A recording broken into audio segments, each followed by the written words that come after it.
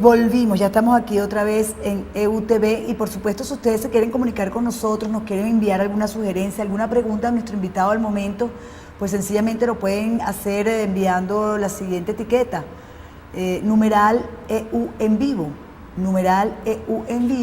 y de inmediato pues le hacemos esa pregunta que usted quiere o ese comentario al invitado que tenemos en el set. A esta hora tenemos a Ricardo Sánchez, él es diputado, pero no principal, diputado suplente, exactamente, secretario general de Alianza para el Cambio, que es el nuevo partido creado por él luego de que se fuera de Un Nuevo Tiempo. No, yo no fui al Nuevo Tiempo, me fueron del Nuevo Tiempo. Bueno, esas son, no sé, yo no sé, ustedes entienden. Lo que sabemos es que se fue. Claro, ya no estamos allí por lo menos. Exacto, ya no está allí y creó un nuevo partido. No, creamos un grupo de diputados. Hemos tres ¿De diputados principales? No, somos diputados suplentes. Somos el diputado Carlos Vargas, el diputado Andrés Álvarez, del Estado Lara, y estoy yo, ¿no? Diputado de la Asamblea Nacional, y está el diputado del Consejo Legislativo del Estado Miranda, el diputado Pedro Delgado, ¿no? Y entonces ustedes están ahora en el medio. Yo no diría que en el medio, estamos en la oposición, o sea, disentimos al gobierno. Solo que apuntaremos hacia una política, que no somos los únicos que lo estamos diciendo, creo que UPEI ya lanzaron una voz sobre eso. Henry Ramos en un momento la lanzó antes de... ¿Cuál lanzó? El tema de la necesidad de diálogo. Porque además un reclamo no solamente que te piden los dirigentes políticos, te lo pide el país. 9 electores, por así decirlo, que se identifican con la oposición, creen que el gobierno y la oposición deben conversar. Y 9 electores independientes creen que el gobierno y la oposición deben hablar, deben negociar, deben entenderse, sobre todo los grandes temas nacionales. Hay temas en los que vamos a coincidir, hay temas en los que indudablemente no vamos a coincidir, pero hay temas en los que tenemos que avanzar hacia una discusión seria. O sea, por ejemplo, entran a tu casa, te roban el dinero que tengas, el televisor, la cocina, los enseres, y entonces después tú vas a dialogar con él, ¿para qué? Con el que te robó todo. Vas a dialogar, que además te maniateó, te dejó tirado, a veces hasta te golpeó, pero tú vas a hablar con él. Bueno, primero que estaríamos partiendo entonces que estuviésemos entendiéndonos con delincuentes. No sé, te pregunto. Si nosotros calificamos a nuestro adversario como delincuentes, difícilmente abonamos el terreno para el diálogo. ¿Cómo lo calificas? No, yo creo que el gobierno nacional, con el cual tenemos profunda diferencia, un gobierno que yo no lo estoy calificando de ninguna, yo nada más te hice pero es que te puse una historia. Claro, pero es que es semejante, o esa semejanza está infiriendo que Pudreval, por ejemplo, ¿qué ves tú de Pudreval? No, yo creo que allí debería haber un diálogo real, transparente, de la oposición del gobierno para poner presos y tras las rejas los responsables de Pudreval. Pero es que lo pusieron y lo soltaron. Bueno, pero eso es parte de la crisis del sistema de justicia que tenemos. Entonces te pregunto, por ejemplo, Aponte, que hizo todas las confesiones que hizo y que nadie la quiso investigar, ustedes llevaron esa petición a la asamblea y la negó el gobierno. ¿Cómo se llama eso? Bueno, primero que la posición sobre el tema de Aponte no la negó el gobierno, apunto que fue destituido, entre otras cosas, por votación unánime. Aponte, desde el exterior, dio unas declaraciones notariadas explicando lo que pasaba en Venezuela con la justicia, cómo todos los viernes se reunían en la vicepresidencia de la República para ver a quién fregaban. No, yo lo creo que Aponte, entre otras cosas, debe venir al país.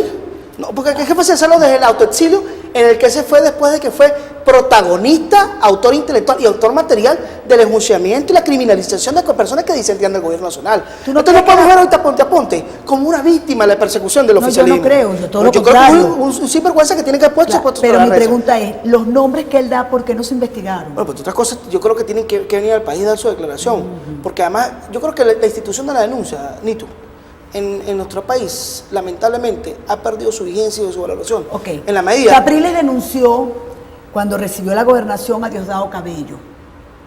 En estos días vimos a la Contralora, que no la eligió nadie, porque fue que se murió el Contralor, y tenía ya muchísimo tiempo allí, decir que ellas investigaron esas denuncias, pero que bueno, que no había nada. ¿Tú crees que de 17 denuncias que hay contra Diosdado Cabello, ninguna prosperó? No, yo lo que creo es porque los diputados de Primera Justicia que están en la Comisión de Contraloría no lo dicen. Esas son las preguntas que hay que hacerse. Pero es que lo han dicho. No, pero ese es el mundo lo ha dicho.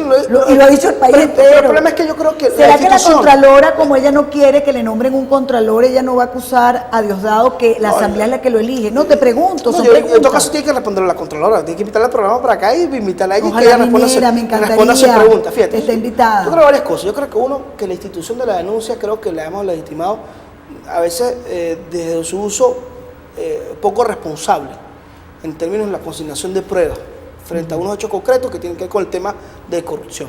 Yo creo que lo importante, entendiendo que los delitos de corrupción no prescriben, seguir avanzando en términos de que esa denuncia se mantenga vigente en el tiempo. Pero no es en ruedas de prensa, no es un mensaje en Twitter. Yo creo que ser militante en la acción, sobre todo desde el punto de vista parlamentario, tanto en las comisiones como en la plenaria. O sea, a mí me preocupa que unos diputados que salgan dando unos mensajitos en Twitter, en una rueda de prensa, pero cuando tú te ves el registro de asistencia, sobre todo este periodo legislativo, por ejemplo, hubo más de 368 inasistencias por parte de los diputados de la bancada de la unidad. Entonces yo creo que tiene 118, pero es que el problema es que los diputados de la bancada del PSUV yo no los elegí. ¿Por qué tú criticas más a la oposición que al oficialismo? No, primero que cuando el oficialismo tiene 15 años en el gobierno. Fíjate, Nito, nosotros no hemos dejado de criticar al oficialismo. No, pero en este momentico te he visto atacar a la oposición. No, porque tú estás haciendo preguntas como una posición de defender a los dirigentes del PSUV que han sido denunciados. No, yo no quiero defender ni atacar a nadie. Yo sencillamente te he puesto preguntas en la mesa, como te puedo poner otro.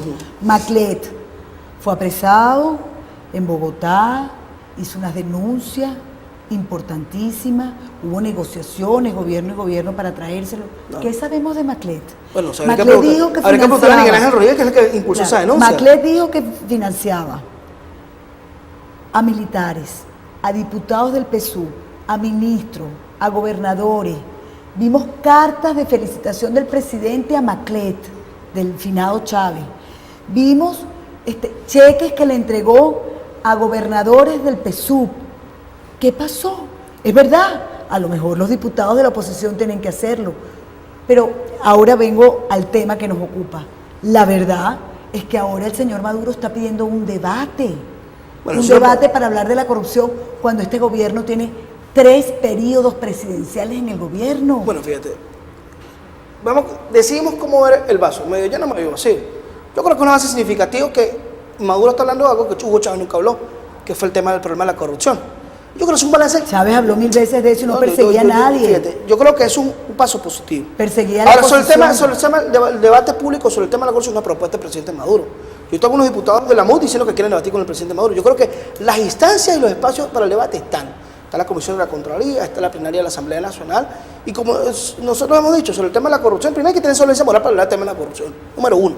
Y número 2, yo creo que no tenemos por qué huirle al tema del debate y al combate en contra de la corrupción, porque yo creo que el tema del debate es como combatimos, hacemos esfuerzos para, en efecto, depurar la administración pública y que las personas que ejerzan el servicio público tengan la suficiente solvencia moral, entre otras cosas, y no estar siendo señalados por un tema de que se agarraron los reales públicos o agarraron los reales privados. Entonces yo creo que lo importante en todo caso es que en Venezuela sinceremos el debate, si lo queremos dar seriamente, sobre el tema de la corrupción. Mira. Uno de los elementos centrales para avanzar sinceramente, inicialmente que se esté en la acera del gobierno, hacerlo en la oposición, es, por ejemplo, avanzar sobre el tema de la designación del nuevo Contralor General de la República. Hay un punto de coincidencia.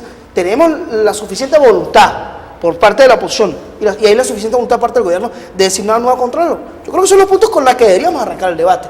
Y por supuesto, a partir de allí, que cada una de las denuncias que se han venido haciendo desde el lado los que tienen responsabilidad de gobierno, en el caso del gobierno nacional, y también los que tienen responsabilidad de gobierno municipal y regional, bueno, hermano, que se hagan investigaciones y los que tengan que ser responsables y los que sean encontrados culpables, que sean puestos a la orden de la justicia.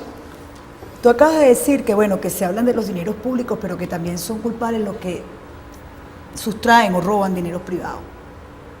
Yo te quiero preguntar, ¿quién te financia a ti? ¿Quién? ¿A nosotros? Sí. Bueno, primero que mi financiamiento personal lo hago desde el punto de vista del trabajo, no solamente el mío, sino el de mi familia. ¿En qué trabajas? Vendiendo gallinas. Ese ha sido el negocio de la familia de los últimos 25 años. Vendiendo gallinas, tú has hecho campaña, te has financiado políticamente. No, fíjate, no recibes ayuda de nadie. No, fíjate que no. Cuando era dirigente estudiantil, por ejemplo, teníamos que hacer potazos, ¿no? Cuando éramos dirigentes estudiantiles, teníamos una campaña, la gente colaboraba, por ejemplo, necesitamos franela, la gente nos llevaba la franela, mira, porque quieren colaborar con el movimiento estudiantil. Cuando nos retiramos, dejamos de ser dirigentes estudiantiles, fuimos a una campaña parlamentaria. Te lo pregunto, pero te ayudaban. Las franelas cuestan dinero. Por supuesto. Eso era una manera de dinero. Los afiches cuestan dinero. Claro. Alguien te daba eso. Claro, pero todo tiene que ser declarado, bonito. Está bien. Y nosotros lo hicimos responsablemente. Perfecto. Todas aquellas personas que colaboran. Lo que pasa es que por las cuales le estoy muy agradecido, además. Claro. ¿No? Lo que pasa es que yo siento, por ejemplo, ¿no?, que hay como una persecución. Lo que está pasando con la oposición no es una persecución a... En este país nadie sabe quién es Oscar López. La gente lo supo ahora. Claro. ¿Okay? Porque eso no era nada de peso. Entonces resulta que, pero lo que sí queda claro es que, lo que pasa es que debe ser que están detrás de quienes le dieron los reales. Como ha pasado con los medios. Mire, señor dueño de una empresa, no ponga su propaganda en tal medio, porque entonces le va a caer el señal. Es más o menos lo mismo lo que está pasando. Bueno, en eso Ricardo, tú y yo nos conocemos. Y tú sabes que eso es así. No, pero es que el tema es, Nito, ¿qué hubiese pasado si, por ejemplo, hubiese encontrado un cheque a nombre de Ricardo Sánchez por 1.200 millones de bolívares? No, yo no sé. No, porque el tema, yo veo porque el tema no puede ser de defensa de un país, mira, ultranza. Ricardo, este es un país donde a uno le meten acusaciones, y te estoy hablando a título personal, de cosas que uno ni hizo. Bueno. Aquí te montan expedientes porque tienen todo el poder. No, yo también coincido contigo. Y tienen el poder. Y tanto coincido contigo, que por ejemplo nosotros nos montaron una acusación. Aquí Primera Justicia dijo que a mí me habían dado un apartamento, un carro y montaron unas fotos en su noticiero.com. A mí mañana me presentan un cheque a tu nombre de 2.000 millones de bolívares y déjame decirte que no lo creo. Como el de Oscar López tampoco lo creo, porque yo al gobierno es poco lo que le creo, porque este es un gobierno que tiene 15 años diciendo mentiras. Pasó un ángel y dijo amén. No, yo creo que... Digo, por el silencio que guardamos. No, pero yo creo que el tema es que uno, y te lo decía anteriormente, el tema de la institución de la denuncia. Aquí, y creo que es el agotamiento... ¿Tú sabes cuántas de denuncias he hecho yo? Pero escúchame. Te voy a escuchar, fíjate, dale. Que el tema del agotamiento es que a veces la gente siente hacia la política y hacia los políticos. Es otra cosa por cómo se agotó una institución tan valiosa y tan poderosa que es la denuncia. Entonces escuchamos dimes y diretes. Tú dices que, por ejemplo, no le crees al gobierno, y yo difícilmente le puedo creer muchas cosas al gobierno, pero es que difícilmente también le puedo creer yo a la Mesa de la Unidad cuando nosotros fuimos sometidos a un linchamiento político y moral en algunos medios de comunicación donde dijeron barrabasadas, como por ejemplo que nosotros nos habían pagado por brincar la talanquera, por irnos al PSUV, que habíamos recibido carros, apartamentos, y sin ninguna prueba. Te lo dieron. Y sin ninguna prueba. Primero que nosotros no nunca te lo pregunto para que use la cámara. No hay dinero, ni en este país ni en el mundo que compre nuestras conciencias. A lo que nosotros fuimos irreverentes. Así como fuimos al magnánimo, al galáctico, al supercomandante Hugo Chávez, nosotros fuimos irreverentes. Bueno, también así lo somos frente a Ramón Guillermo de Loy y frente a Enrique Capriles. Porque el hiperliderazgo que yo critiqué en el chavismo es el hiperliderazgo que yo también critico del sector de la oposición. Y yo creo que aquí debe haber espacio para el debate. Porque aquí lo que nosotros dijimos también lo planteó Copey, también lo dijo María Corina, también lo dijo Diego Arria. Pero ellos fueron criminalizados. A los que nos acusaron de chavistas fueron a nosotros. ¿Por qué? Por pensar distinto. Pero ellos también por fueron criminalizados. Por tener una opinión distinta. Sí, pero ahora, espérate, porque si alguien te dio espacio siempre, a ti fui yo. Así que no me metas en el saco de todo el mundo. Es que además que estoy agradecido, y agradecido de este espacio que se abre el día de hoy, para por lo menos tener la oportunidad de hablar al país y escuchar, a veces insultos, a veces reclamos, a veces algunos aportes. Vamos a ver qué te están escribiendo. No, pero sigue hablando, fíjate. Para poder decir sobre la situación del país, porque nosotros estamos convencidos de que las circunstancias, sobre todo después del clima de polarización excesiva que hubo el 14 de abril en la noche, que el país debe abrir el compás para el diálogo. Entre otras cosas porque el PSUV no tiene a Hugo Chávez, esa es la verdad, pero tampoco en la oposición. Enrique Capriles es el que pone, decide, canta y es el que tiene la mejor y mayor expresión de los que adversamos al gobierno nacional. Porque así lo decía Claudio Fermín y Eduardo Fernández, no hay una sola oposición, hay muchas oposiciones. Y Eduardo Fernández decía algo bien interesante, que es que el país es mucho más que la oposición, y decía que el país es mucho más que el gobierno, pero aún así el país es mucho más que la suma de gobierno y oposición. Y yo creo que la gran discusión aquí no debe ser entonces de que quién sale una foto con una peluca, no salga, no, porque además reconozco lo que planteaba Claudio Fermín, que otra cosa fue una persona... Y Adeco también. No, porque yo creo que esos valores hay que reivindicar en la política. Y yo creo que aquí hay grandes cosas en las que el gobierno y la oposición no nos vamos a poner de acuerdo, pero hay cosas que estamos obligados a ponernos de acuerdo. Uno, el tema de la lucha a la corrupción. Ojalá haya la sinceridad, la honestidad y la transparencia por parte de los sectores de gobierno y de oposición, y la disposición y sobre todo la voluntad política para ponernos de acuerdo. Ojalá que eso fuera así. Lo que pasa es que imagínate tú sentarse a dialogar con unas personas que no creen en el diálogo, punto uno, que además para conversar y para cualquier cosa tú eres un apátrida, eres un vendido, eres un ultraderecha. La corrupción. Bueno, y son las grandes cosas que Nicolás Maduro debe entender. Nicolás Maduro no es el presidente del PSUV. Nicolás parece que no lo entiende. Así él quisiera verlo. Él no es el presidente del PSUV, es el presidente de todos los venezolanos. Y aquí no hay 7.200.000 fascistas, no hay 7.200.000 golpistas, no hay 7.200.000 burgueses. Ni siquiera hay claridad, hay dos cosas que no hay claridad, fíjate. Por ejemplo. No se sabe si ganó realmente, porque además esa auditoría fue una auditoría en la que la gente no creyó. Y segundo, no ha presentado la partida de nacimiento. Es tan fácil sacar una partida. Mira, yo sí soy venezolano, aquí está. Pero no está. Oye, pero yo creo que la discusión en el país va mucho más allá de una partida de nacimiento. Yo creo que lo más importante es que... Perdóname.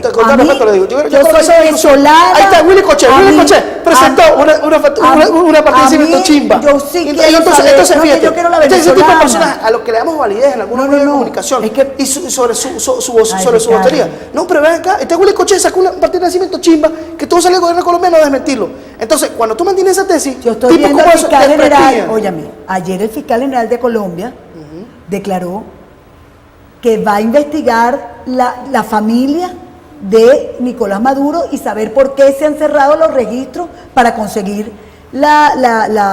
bueno, ojalá esa investigación. Entonces, lo que pasa es que en Colombia, mi vida, en Colombia hay poderes autónomos. Ojalá se avance sobre la investigación, sobre el tema de la situación, si eso es importante. Yo creo que aquí lo importante es cómo avanzamos frente al tema de la inseguridad. No es importante. Frente al tema de la inseguridad, ¿qué vamos a hacer? Colombia, ¿Qué vamos a hacer? Tiene doble nacionalidad. ¿Cómo no va a ser importante, Ricardo? La pregunta de Dago. Si es así, ¿por qué la mesa de la unidad va y legitima al presidente Maduro en cada uno de los yo no sé, Por ejemplo, ¿qué la mesa legitima? ¿Tú sí lo crees? Pero además yo sí creo, porque otras cosas sí creo que ganó las elecciones.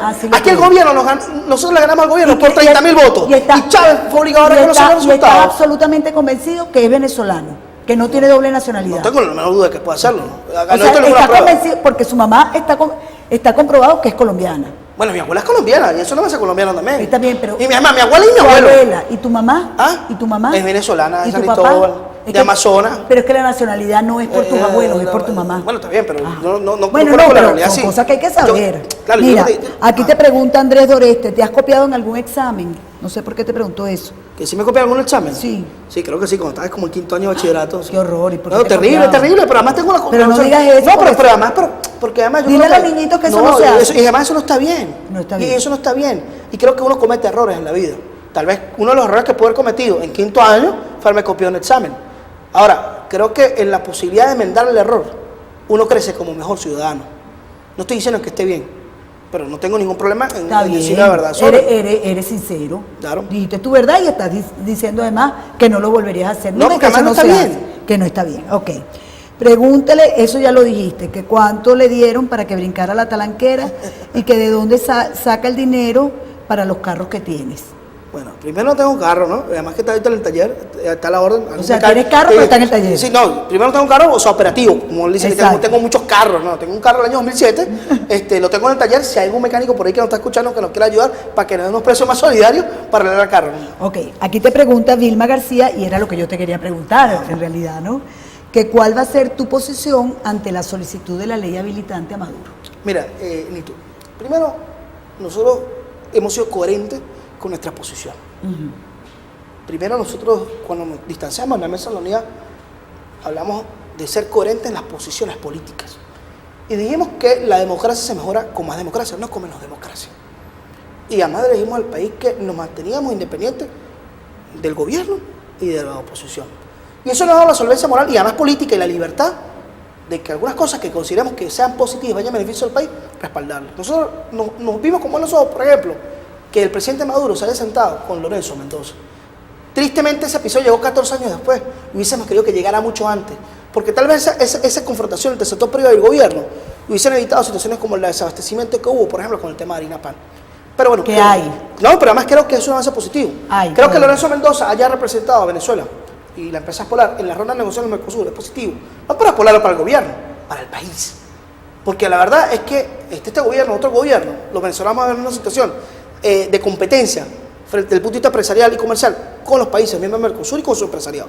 Ahora que el tema nos atañe sobre el tema del habilitante. Uno, la lucha a la corrupción debe tener un elemento fundamental y central, cuando es sincera, es transparente, que es el tema de la voluntad política. De la voluntad política. La voluntad política de los gobernantes de turno y la voluntad política de los que tienen esa función por autonomía. En este caso, los diputados que tienen función de control de gobierno y por otra parte la Contraloría General de la República. Aquí hay grandes temas que están pendientes todavía. El primero de ellos, la designación de un nuevo Contralor. Yo creo que lo primero que tenemos que hacer, si queremos debatir el tema de la lucha contra la corrupción, es ahí la voluntad política de gobierno y oposición de sentarnos a apoyar a una persona con los suficientes méritos, las suficientes credenciales para asumir la Contraloría General de la República. Pero en términos concretos, eso es lo que significa la ley habilitante. Uno, creemos que nosotros llegamos a la Asamblea Nacional del año 2011 con una Asamblea Nacional empeñada, esa es la realidad. Recuerda que nosotros teníamos una ley habilitante en curso que duró 18 meses y eso restó competencias al Poder Legislativo en muchos aspectos. El presidente Maduro ha planteado la posibilidad de solicitar poderes habilitantes. Hasta los momentos, lo comentaba anteriormente, no hay una solicitud formal, ni hay una convocatoria de sesión para discutir ese punto. Aquí hace muchos años que las cosas no son formales. No, pero es importante que se cumpla ese requisito. Lo segundo, no sabemos qué es lo que va a pedir en términos concretos, cuáles son nuestros poderes, qué situaciones, cuál es el espacio que abarca, y lo segundo, la temporalidad del mismo, para habilitar al presidente de la República. Yo creo que lo primero es que si esa propuesta llega a darse, primero dar la discusión. Ahora, sobre el tema concreto, el día de mañana nuestra organización va a fijar posición. No, me vas a decir que mañana. No, fíjate, vas a fijar posición, pero te adelanto algunas cosas. Dime hoy, te queda un minuto. Fíjate, te adelanto algunas cosas. Uno, nosotros creemos que en Venezuela hay suficientes instrumentos. La ley contra la ley contra la corrupción, está la ley de la Contraloría General de la República, la ley contra la delincuencia organizada y financiamiento del terrorismo. Es decir, existen distintos e innumerables instrumentos. Aquí hay demasiadas leyes, pero no las ponen en práctica. Hay un tema de voluntad política. Nosotros creemos, de manera responsable del país, no estamos dispuestos a apoyar al presidente de la República en la solicitud de una ley habilitante.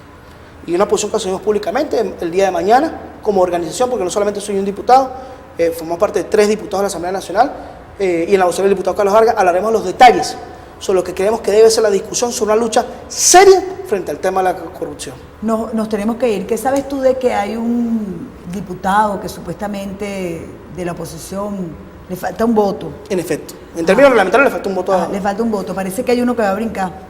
Pero es que ese es el problema, Anita. No, pero bueno, te estoy preguntando. Yo creo que no puede ser que cualquier persona coincida con el gobierno. Yo te he dicho a ti que tú brincaste. No, pero es que... Yo te he dicho a ti que te separaste. Descalificamos a nosotros. Yo creo que no está planteado. No he visto a los diputados de la MUN, lo que he visto... O sea, tú calificas a William Ojeda. No, William Ojeda brincó la talanquera para el PSV. Bueno, porque además decidió militar en el PSV. Bueno, pero es que el que va a brincar es para militar con el PSV. Bueno, me imagino. Ajá. Pero ahora, si la persona vota a favor de la ley habilitante, siguiendo militando en su partido, y brincó la talanquera, no, asume una posición distinta. Habría que ver qué diputado de la oposición está dispuesto a hacerlo. Ya te dije nuestra posición.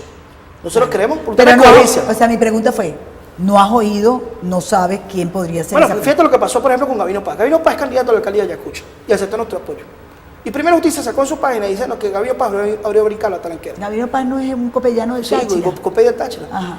Entonces tuvo que Gabino Paz, en vez de dedicar el esfuerzo a ganar su alcaldía, a luchar por votos frente al tema del oficialismo para que no gane la alcaldía, entonces dedicar tiempo a explicarle al país que él no había brincado la talanquera. Entonces, ¿qué sentido tiene descalificar a cualquier diputado que tome una posición distinta?